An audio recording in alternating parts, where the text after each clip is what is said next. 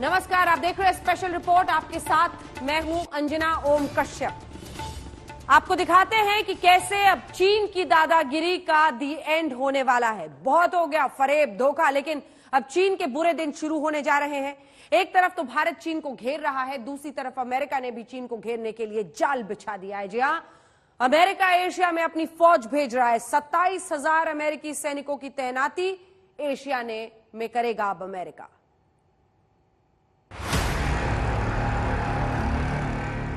हिंद महासागर, दक्षिण Korea, Japan और फिलीपींस में अमेरिका भेज रहा है अपनी सेना। इन सारी जगहों पर अमेरिका के पहले से ही सैन्य ठिकाने हैं। युद्धपोत से लेकर सबमरीन तक की तैनाती है।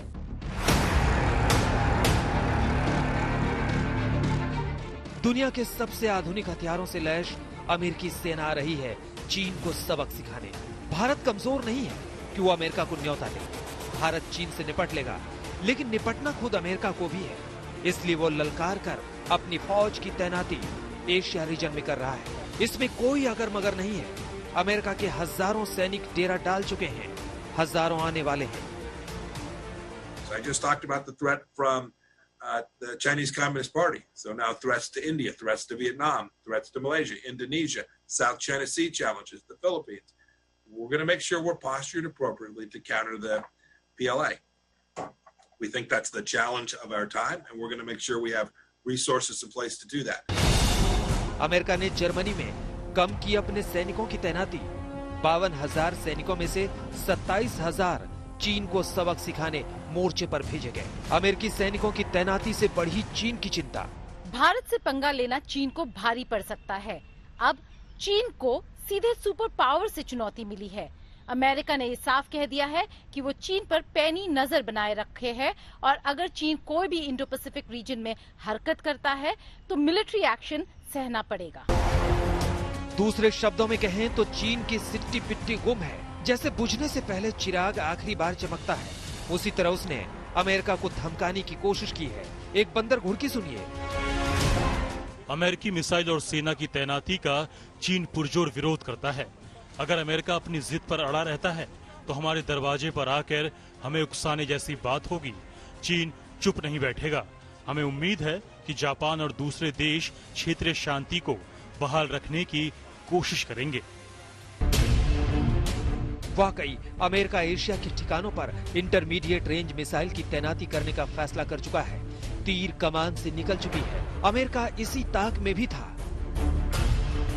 कोरोना की वजह से उसके कब्रगाह कराए हैं। अब चीन की बारी है।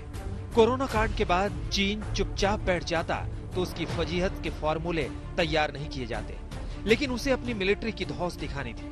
सुपर पावर बनना था। इसी चक्कर में उसने भारत जैसे भरोसेमंद पड़ोसी से भी पंगा लिया, खून बहाया। अब खून के आंसू रोने की बारी उसकी है।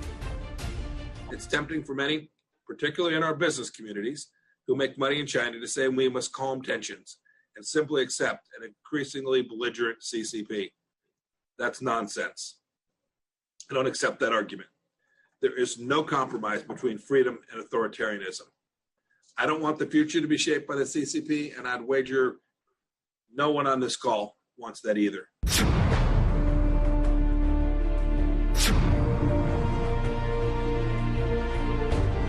अमेरिका के सेक्रेटरी ऑफ स्टेट ने बिल्कुल दुरुस्त फरमाया।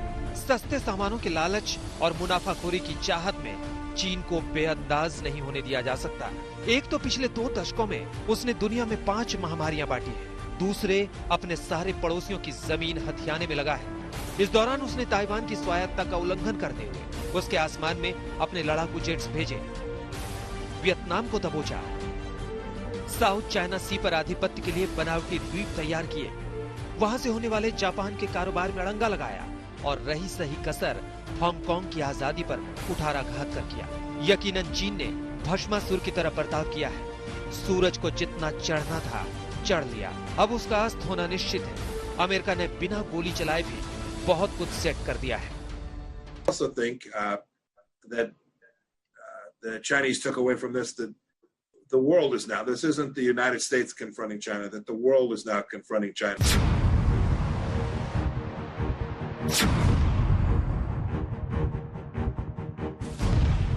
दुनिया चीन के खिलाफ है, ये बात तो तभी जाहिर हो गई थी जब वर्ल्ड हेल्थ ऑर्गेनाइजेशन की सालाना बैठक में 114 देश चीन के खिलाफ जांच का प्रस्ताव लेकर आए थे। लेकिन अभी की बात तो ये है कि चीन के भीतर से भी बगावत की बू आ रही है। वहां के लोग जिनपिंग की नीति और नियत के खिलाफ हो रहे हैं। बागी सुर वाले हर रोज हजारों पोस्ट डिलीट करना पड़ रहा है चीन को। अब जब अमेरिका दबाव बनाएगा तो चीन भीतर से भी दरक सकता है। अमेरिकी फौज के एशिया में तैनाती से चीन पर चौतरफा दबाव बढ़ रहा है। इकोनॉमिकली, डिप्लोमेटिकली अमेरिका और अदर वेस्टर्न कंट्रीज हमें सपोर्ट कर सकती हैं, लेकिन लड़ाई में, चाइना के साथ लड़ाई में कोई हमारे साथ कंधा से कंधा मिला के कुछ नहीं करेगा। ये एक सिर्फ पोस्चरिंग है जो अमेरिका कर रहा है, शायद अपनी इंटरनेशनल ऑडियंस या डोमेस्टिक ऑडियंस के लिए। सबसे बड़ी फोकस जो जरूरी है इस टाइम पे वो है रिकॉनेसेंस एंड इंटेलिजेंस गैदरिंग पे। चाइनीज फोर्सेस जो थोड़ी बहुत डेप्थ में है उनको आइडेंटिफाई करना कि वो अपनी करंट लोकेशन जो भी है वहाँ से कितनी आगे जा रही है और किस तरफ, किस डायरेक्शन में, कहाँ रीइंफोर्स करने के लिए और कहाँ फोर्स प्रोजेक्शन के लिए प्रोग्रेस कर रही है। दरअसल चीन ने सोचा ही नहीं था कि इतने ही दिनों में परिस्थितियां इतनी बदल जाएंगी। वो मुगालते में था कि उसने दुनिया के 130 देशों को कर्जा खिला रखा है कि कोई कुछ नहीं बोलेगा। जिसे बोलना था वो चढ़कर बोले और अब उनका एक्शन भी बस बोलने ही वाला है। लद्दाख में चीन की बढ़ती हिमाकत के बीच भारत चीन को कड़ा जवाब देने की तैयारी में है। इस बीच चीन की विस्तारवादी नीतियों की वजह से वह दुनिया के सभी बड़े देशों के निशाने पर है। अमेरिका ने भी चीन को सीधी टक्कर देने की तैयारी कर ली है। इस बीच भारत ने भी साफ कर दिया है कि राजनयिक और सामरिक मोर्चे पर भारत चीन को हर हाल में जवाब देगा। गीता मोहन के साथ मंजित नेगी, दिल्ली, आज तक। पैतरेबाजी कोई चीन से सीखे, लेकिन भारत के सामने अब उसकी कोई चाल चलने वाली है नहीं। जैसे ही चीन को यह अंदाजा होता जा रहा है कि भारत अब चुप रहने वाला नहीं है, वो बातचीत पर अब उतर आता है। लेकिन लद्दाख सीमा पर चीन लगातार साजिशें रच रहा है, जिसको सबक सिखाने के लिए भारत ने तैयारियां तेज कर दी हैं।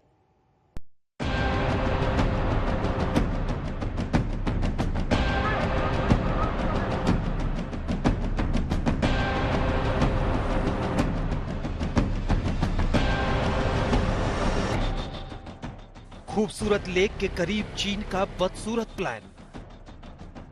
बढ़ते चीनी जमावड़े से सतर्क हिंदुस्तान। पूर्वी लद्दाख में मौजूद पेंगोंग झील के इलाके में चीन की नई साजिश बेनकाब हुई है। इस इलाके में मौजूद फिंगर 8 से फिंगर 4 के बीच चीनी जमावड़ा बढ़ गया है। ये खुलासा कर रही है ये नई सैटेलाइट तस्वीरें। इन तस्वीरों में साफ तौर पर चीनी टेंट और चीनी सेना की गाड़ियों का जमावड़ा दिखाई दे रहा है। चीन की चालबाजी देखिए। फिंगर 8 से फिंगर 4 के बीच चीन ने 15 मई के बाद कई नए निर्माण किए हैं। ये वो बीच का इलाका है जो इस वक्त आपको नजर आ रहा है। जैसे जैसे हम थोड़ा पीछे जाते हैं आपको इनके बोट शेड्स भी नजर आएंगी। आप देखिए इन्होंने कच्चे रास्ते बना रखे हैं ताकि इनकी गाड़ियां जा सके। यहाँ पर इनके कुछ टेंट हैं जो इन्होंने यहाँ पे तैयार किए हैं, ये पिंक कलर के। आपको यहाँ पे इनके टेंट नजर आ रहे हैं। जैसे मैं आपको पीछे लेके जाऊंगा आपको रास्तों के अलावा साथ ही साथ इसी तस्वीर पे नजर आएंगे चाइनीज आर्मी की बोट्स। चाइनीज आर्मी की बोट्स हम लोगों को नजर आएंगी और साथ ही साथ जब हम देखते हैं इसके अलावा हमें चाइनीज आर्मी के और टेंट्स मैं आपको दिखाने वाला हूं। तो पहले मैं आपको बोट दिखाता हूं। ये मैं आपको लेके चल रहा हूं उस इलाके में जहां पर अब आप चाइनीज आर्मी का बोट देख पाएंगे। बोट शेड है, जेटी है। जेटी के अलावा यहाँ पर क्योंकि जो रास्ता है वो काफी खतरनाक है और वहां से लोगों को ट्रांसपोर्ट करना ज्यादा मुश्किल, इस वजह से बोट्स का इस्तेमाल पेंगोंग झील में दोनों सेनाएं करती हैं। ये नीले रंग की आपको बोट दिख रही है। इसके अलावा यहाँ पर पूरा बोट शेड बना हुआ है। चीन के धोखे का बही खाता लंबा चौड़ा है। उसकी बदनीयती की गाथा काफी पुरानी है। उसकी कथनी और करनी में जमीन आसमान का अंतर है। तभी तो बीजिंग जो कहता है वो भरोसा करने लायक नहीं।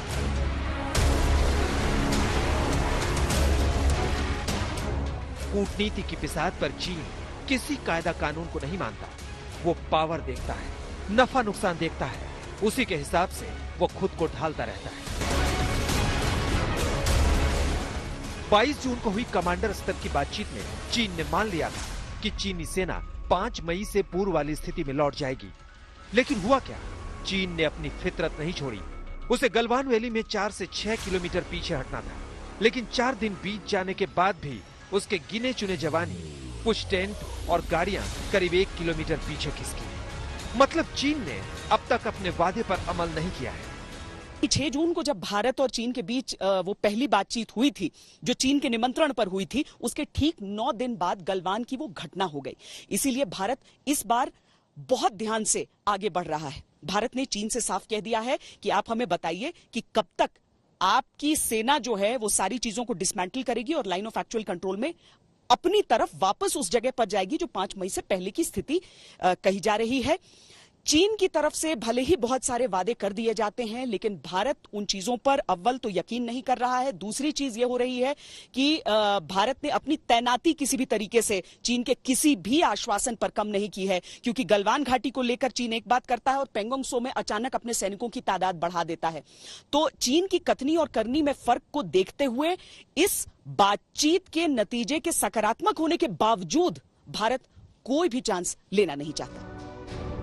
एक तरफ चीन बातचीत का ढोंग कर रहा है, तो दूसरी ओर वो लद्दाख के दूसरे इलाकों पर भी अपनी गिद्ध नजरें टिकाए हुए है। सूत्रों से मिली जानकारी के मुताबिक चीन की नजर काराकोरम दर्रे पर भी है। साथ ही दौलत बेगोल्डी और तेपसांग सेक्टर में नया मोर्चा खोलना चाहता है। अब वो भारतीय सेना को पेट्रोलिंग करने से रोकना चाहता है, लेकिन भारत ने भी ठान लिया है कि चीन जो भाषा समझेगा उसी लहजे में समझाया जाएगा। दिल्ली से मंजीत नेगी और लद्दाख से श्वेता सिंह के साथ आज तक ब्यूरो। और अब बात चीन पर छिड़ी सियासत की। जी हां, दिल्ली में चीन की सियासत गांधी परिवार तक अब पहुंच गई है। चीन को लेकर बार बार सवाल उठाने वाली कांग्रेस अब बीजेपी के पलटवार से घिरती चली जा रही है। बीजेपी ने आरोप लगाया है कि राजीव गांधी फाउंडेशन को चीन से चंदा मिला।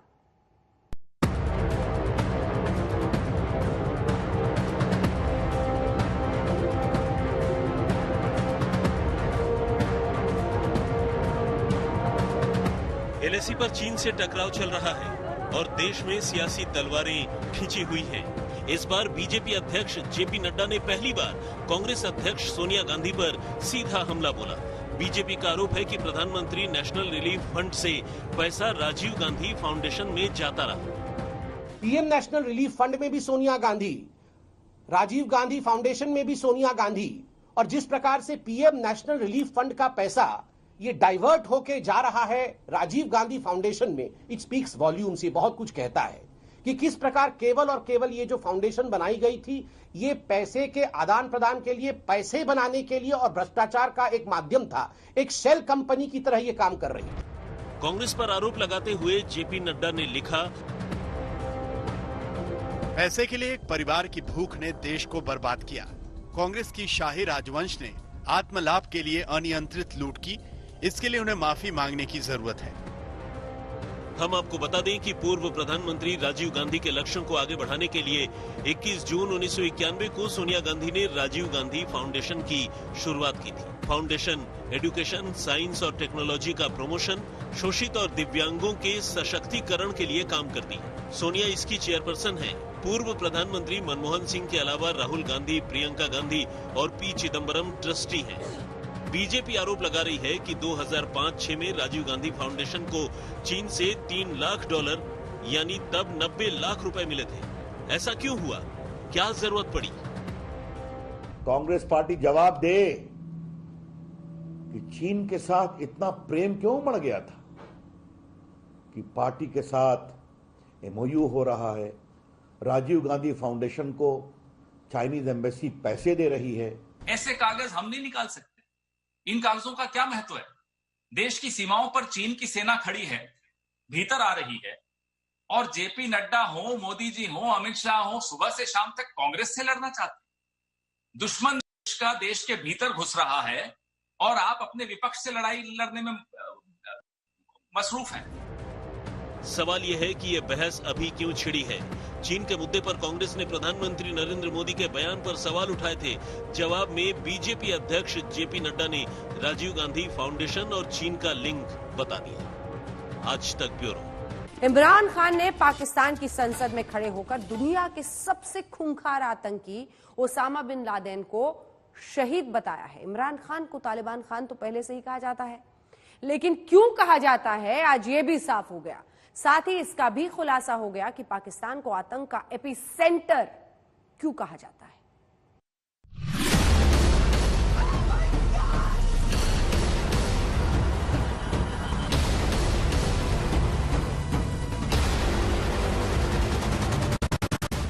एक हुआ जी उसामा बिन लादेन को उन्होंने अमेरिकन ने आके अब्दाद में मार दिया, शहीद कर दिया। अब 9 साल बाद उसामा बिन लादेन की आत्मा फड़फड़ाती हुई बाहर आई है और सीधे पाकिस्तान के प्रधानमंत्री इमरान खान के अंदर घुस गई। जिस उसामा बिन लादेन को दुनिया का सबसे खूंखार और घातक आतंकवादी माना जाता रहा, पाकिस्तान के प्रधानमंत्री इमरान खान उसे शहीद कह रहे हैं। एक हुआ जी उसामा बिन लादेन को इन्होंने अमेरिकन ने आके अब्दाद में मार दिया, शहीद कर दिया। लेकिन इमरान खान ने उसामा बिन लादेन को शहीद क्यों कहा? क्या इसके पीछे इमरान खान का कोई मकसद है? क्या इमरान ने उसामा बिन लादेन को जानबूझकर और सोच समझकर शहीद कहा है? आज हम इसकी पूरी हकीकत आपको दिखाएंगे। आखिर पाकिस्तान इस वक्त सोच क्या रहा है? जी हां, ये वही इमरान खान हैं जो दुनिया के सामने कश्मीर का हवाला देकर भारतीय सेना और प्रधानमंत्री मोदी को अपमानित करने की कोशिश करते हैं, तो दूसरी तरफ तालिबान के साथ गलबहियां करते नजर आते हैं। जब से इमरान ने क्रिकेट छोड़ा था और बतौर राजनेता पाकिस्तान की राजनीति में एंट्री ली थी, तब उस दौर में इमरान आतंकियों के संगठन तालिबान के लिए सॉफ्ट कॉर्नर रखते थे और शायद यही वो वजह रही जिसके चलते उन्हें तालिबान खान कहा जाता था। कहते हैं जुबान पर कभी न कभी सच आ ही जाता है। पाकिस्तान में आतंकियों को पालने पोसने वाले इमरान खान उसामा बिन लादेन के कितने बड़े मुरीद रहे होंगे, ये उन्होंने सारे जमाने के सामने आज जाहिर कर दिया। इमरान खान उसामा बिन लादेन के आतंक से कितने प्रभावित रहे होंगे, ये आज खुलकर सामने आ रहा है। मुझे कभी नहीं भूलता एक वो भी एक हमारे पाकिस्तानियों के लिए बड़े दो शर्मिंदा वाकया जिसमें हम सब बड़े शर्मिंदा हुए। एक हुआ जी उसामा बिन लादेन को इन्होंने अमेरिकन ने आके अब्दाद में मार दिया, शहीद कर दिया। उसके बाद अमेरिका के दुश्मन नंबर 1 को वो शहीद कहकर क्या साबित करना चाहते हैं? सबसे पहले आपको बता दें कि 2 मई 2011 को पाकिस्तान के एबटाबाद में अमेरिका ने ऑपरेशन नेपच्यून स्पेयर के तहत उसामा बिन लादेन को मार गिराया।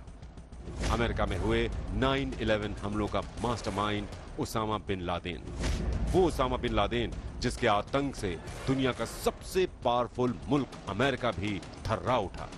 आज इमरान खान ने उसामा बिन लादेन को पाकिस्तान की संसद में खड़े होकर शहीद कहा, तो इसके पीछे जरूर कोई बात छुपी है। अब इमरान खान का ये बयान सुनिए। किसी को अमेरिका से जिस तरह हमने वॉर ऑन टेरर में उनका साथ दिया और जो जिल्लत उठानी पड़ी मेरे मुल्क को, मैं नहीं समझता कि कभी भी कोई मुल्क एक वॉर ऑन टेरर में साथ दे और उनका साथ दे और वो बुरा भला भी हमें कहें, कामयाब अफगानिस्तान में ना हो तो वो भी पाकिस्तान जिम्मेदार है। अमेरिका के खिलाफ ये इमरान खान की खुली भड़ास है, क्योंकि आतंक को पालने वाले इमरान खान बार बार अमेरिका के सामने जलील होकर लौटे हैं। भारत ने पिछले 5 अगस्त को कश्मीर से धारा 370 का खात्मा किया तो इमरान खान अमेरिका के पास गए, लेकिन वहां से उन्हें अपना उतरा हुआ चेहरा लेकर वापस लौटना पड़ा, क्योंकि अमेरिका भी जानता है कि भारत आतंकवाद के सख्त खिलाफ है और पाकिस्तान आतंक का हेडक्वार्टर है। पाकिस्तानी प्राइम मिनिस्टर इमरान खान ने अल-कायदा लीडर जो कि बहुत दिन हो गए अभी मारे गए हैं बिन लादेन को एक शहीद बोला है, मार्टिर बोला है। तो इसका क्या मतलब बनता है? मेरे ख्याल में तो सबसे पहला जो इसका मतलब बनता है वो ये है कि पाकिस्तान दुनिया का एपिसेंटर है, सेंट्रल पॉइंट है टेररिज्म का स्प्रेड के लिए। और वैसे भी आजकल पाकिस्तान चीन के तलवे चाटने में लगा हुआ है, क्योंकि भारत चीन की दगाबाजी और धोखेबाजी का करारा जवाब दे रहा है। चीन और अमेरिका के बीच भी तनातनी चल रही है। ऐसे में पाकिस्तान भारत से दुश्मनी निभाते हुए और चीन की वफादारी में अमेरिका को भला बुरा कह रहा है। पाकिस्तान का सीधा सा फंडा है, वो आतंक फैलाए और उसे कोई कुछ ना कहे। हम आपको बता दें कि 24 जून यानी बुधवार को फाइनेंशियल एक्शन टास्क फोर्स यानी FATF ने पाकिस्तान को फिलहाल ग्रे लिस्ट में ही रखा है, क्योंकि पाकिस्तान लश्कर तैयबा और जैश ए मोहम्मद जैसे आतंकी संगठनों को पहुंचने वाली फंडिंग नहीं रोक पाया है। कि इस वक्त हिंदुस्तान पूरी कोशिश कर रहा है पाकिस्तान के अंदर डिस्टेबलाइजेशन की। आज हिंदुस्तान को सबसे ज्यादा ये जो एक एक्सट्रीमिस्ट, एक वो गवर्नमेंट जो कि एक इंतहा पसंद गवर्नमेंट, जो बिल्कुल इस वक्त उनका सिर्फ गोल ये है कि किसी तरह पाकिस्तान को सबक सिखाया जाए और पाकिस्तान को गिराया जाए। ओपनली उनके थिंक टैंक्स के अंदर, ओपन टीवी के ऊपर वो बात करते हैं। वहीं अमेरिका के स्टेट डिपार्टमेंट की कंट्री रिपोर्ट्स ऑन टेररिज्म में साल 2019 में भी कहा गया है कि भारत को निशाना बना रहे लश्कर तैयबा और जैश ए मोहम्मद जैसे संगठनों को पाकिस्तान ने अपनी जमीन से ऑपरेट करने दिया। पाकिस्तान में जैश का सरगना मसूद अजहर और 2008 के मुंबई धमाकों का प्रोजेक्ट मैनेजर साजिद मीर आज भी आजाद घूम रहे हैं। आज तक ब्यूरो। दरअसल पाकिस्तान में कोई आतंक के आकाओं की बिना मर्जी के टिक नहीं सकता, ये बात इमरान खान ने साबित कर दी है। आज दुनिया को यह भी पता चल गया है कि भारत बार बार आतंक के सबूत पाकिस्तान को सौंपता है और पाकिस्तान अपने पालतू आतंकियों पर कार्रवाई क्यों नहीं करता है।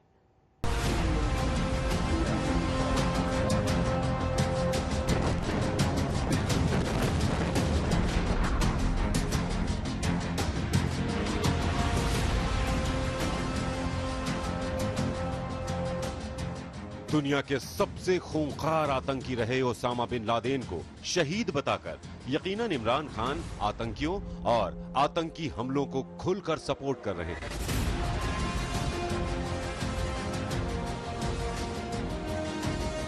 पाकिस्तान में पल रहे आतंक के आकाओं के रहनुमा भी बन रहे हैं। बात सीधी और साफ है, भले ही इमरान खान ने पाकिस्तान की संसद में खुद को एक मजलूम और सताया हुआ बताया हो, लेकिन आतंकवाद और आतंकवादियों के लिए उनका नजरिया अब खुलकर सामने आ रहा है। लादेन को इन्होंने अमेरिकन ने आके एबटाबाद में मार दिया, शहीद कर दिया। चाहे पुलवामा हमला हो या फिर हाफिज सईद, मौलाना मसूद अजहर, इनका बचाव करके इमरान ने बता दिया कि पाकिस्तान एक ऐसा मुल्क है जिसमें से अगर आतंकवाद और आतंकवादी हटा दिए जाएं, तो ये मुल्क और इसका निजाम शायद ही चल पाए। क्योंकि जिस आदमी ने अपनी राजनीति की शुरुआत तालिबान खान बनकर की हो, उसके लिए ओसामा बिन लादेन का शहीद या फिर हीरो होना स्वाभाविक है। ओसामा बिन लादेन दुनिया का एक खूंखार आतंकवादी था। ओसामा बिन लादेन ने हजारों बेगुनाह लोगों की हत्याएं की। उसने तालिबान और अल कायदा जैसे आतंकी संगठनों का गठन किया। ओसामा बिन लादेन अमेरिका के ऊपर हमले का मास्टरमाइंड था, जो वर्ल्ड ट्रेड सेंटर और पेंटागन में हुआ था।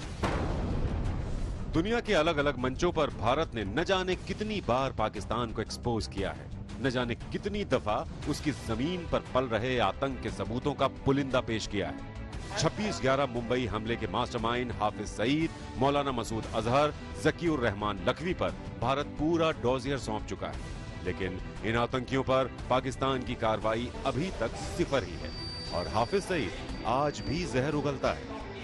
मोदी, तुमने तो कर लिया जो कर लिया, अब इंशाअल्लाह कश्मीरी मुजाहिदीन सर्जिकल स्ट्राइक्स करके तुम्हें बताएंगे। अब आपको सुनाते हैं कि पाकिस्तान के प्रधानमंत्री बनने से पहले भी ओसामा बिन लादेन और हाफिज सईद को लेकर इमरान खान की सोच वैसी ही थी।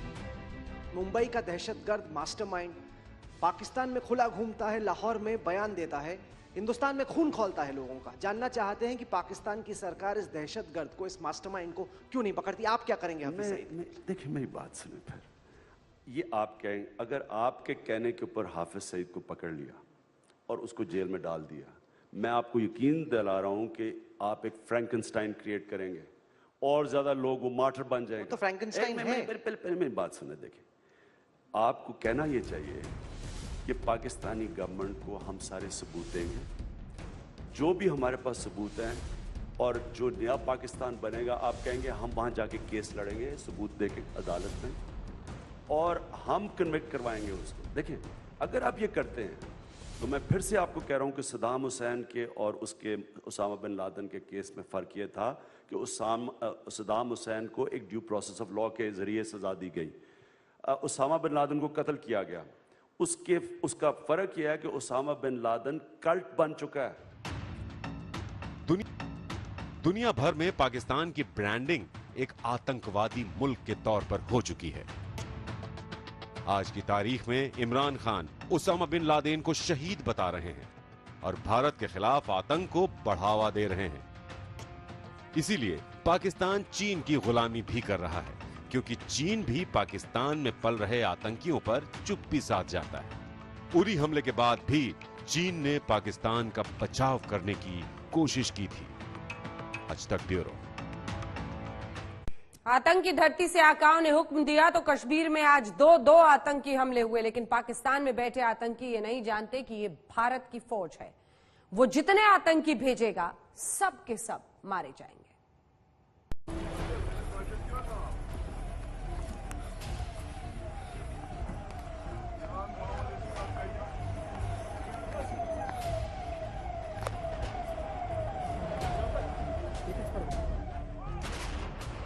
ये है पाकिस्तान प्रायोजित आतंक की सच्चाई,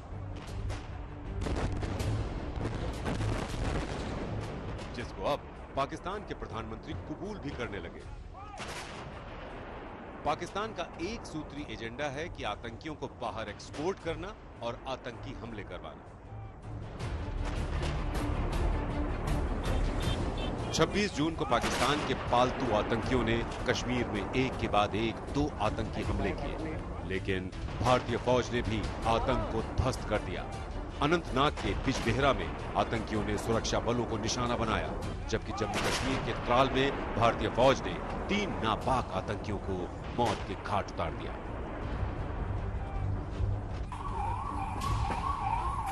सबसे पहले बात अनंतनाग की करते हैं। यहां आतंकियों ने सुरक्षा बलों को निशाना बनाकर हमला किया।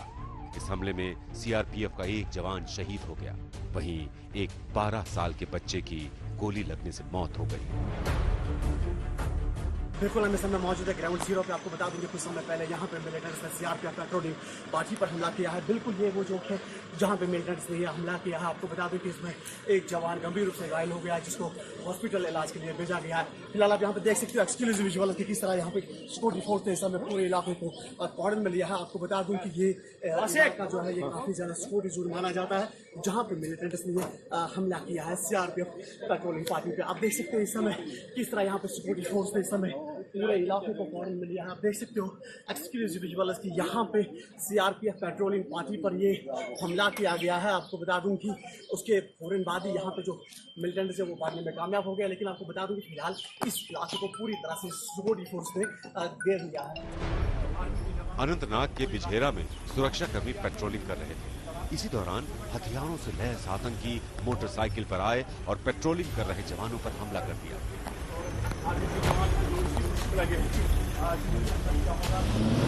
जवाब में सुरक्षा बलों की तरफ से भी गोलियां चलाई गई, लेकिन आतंकी वहां से भागने में कामयाब रहे। इस आतंकी हमले के बाद पूरे अनंतनाग जिले में सर्च ऑपरेशन चलाया जा रहा है।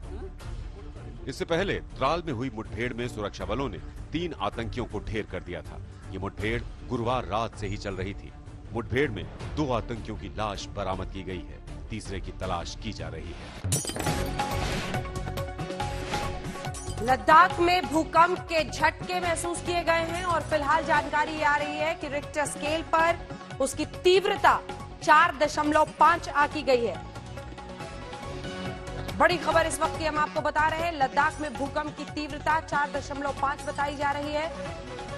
और भी जैसे ही जानकारी वहां से आती है कि किन परिस्थितियों में किस तरह के हालात इस वक्त बने हुए हैं, आपको बता दें लद्दाख में भूकंप की तीव्रता है 4.5 रिक्टर स्केल पर। और जिस तरह की परिस्थितियां इन दिनों लद्दाख में बनी हुई हैं, उन सबके मद्देनजर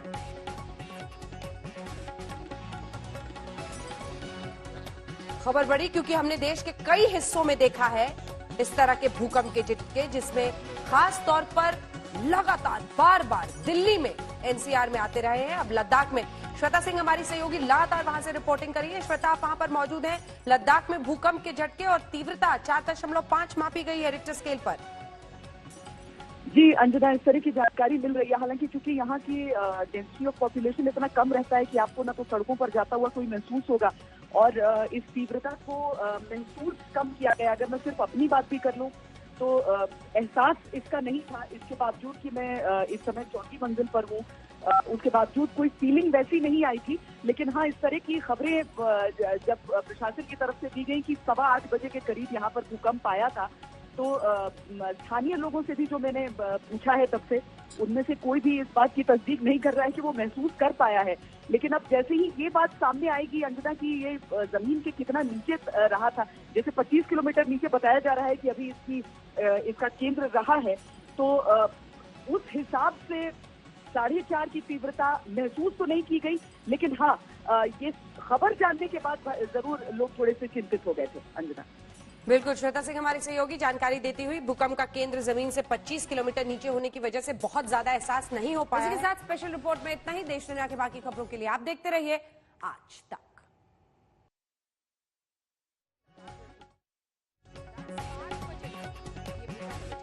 महसूस किए गए हैं 4.5 इसकी तीव्रता मापी जा रही है और फिलहाल तो कम से कम जो परिस्थितियां बनी हुई हैं उसमें नुकसान का अंदेशा ज्यादा दिखाई नहीं देता। जमीन से 25 किलोमीटर नीचे इसका एपिसेंटर बताया जा रहा है। पूरे देश में कई हिस्सों में और खास तौर पर दिल्ली एनसीआर में लगातार कई भूकंप के झटके महसूस किए गए हैं। लेकिन अब ये लद्दाख के इलाके में जहां पर 8:15 बजे ये भूकंप आया। और इसी के साथ स्पेशल रिपोर्ट में इतना ही। देश दुनिया के बाकी खबरों के लिए आप देखते रहिए आज तक। नमस्कार, मैं हूं अंजना ओम कश्यप। हमें उम्मीद है ये वीडियो आपको पसंद आया होगा। लेटेस्ट खबरों के लिए यूं ही देखते रहिए आज तक और इस वीडियो के पसंद आने पर लाइक, शेयर एंड सब्सक्राइब करना ना भूलें।